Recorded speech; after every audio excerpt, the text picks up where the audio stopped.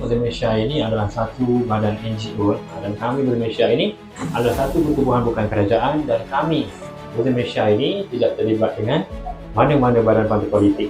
Kita Pemberontakan Impak ini 100% derma dan sumbangan daripada seluruh rakyat Malaysia lah.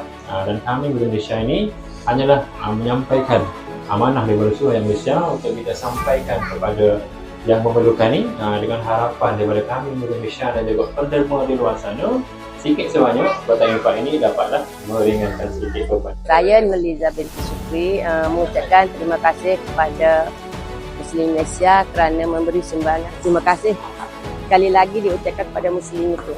Terima kasihlah untuk hadiah untuk Makcik kembali. Terima kasih Muslim Malaysia.